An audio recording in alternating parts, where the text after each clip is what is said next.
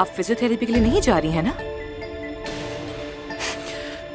शाबाश, बिल्कुल बच्ची हैं आप, मगर हर मामले में नहीं।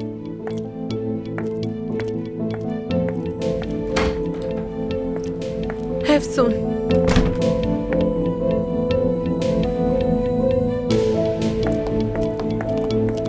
एफसून कहाँ जा रही हो? जहन्नुम में जा रही हूँ, आओगी मेरे साथ?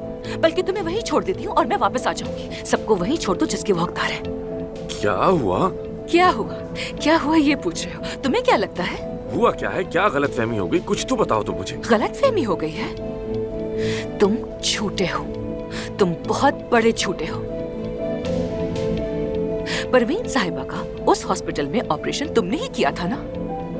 एक्ट्रेस को ऑपरेट करने का बहाना, खुद को आउट ऑफ कंट्री बताने का ड्रामा, तुम दोनों इस झूठ में बराबर के शरीक हो। शाबाश है तुम दोनों पर। एफसून, एक मिनट मेरी बात तो सुनो। छोड़ो मुझे समझने की कोशिश करो। तुम्हारी माँ का दिल ना तोड़ सका, मजबूर था मैं बस, और कुछ नहीं।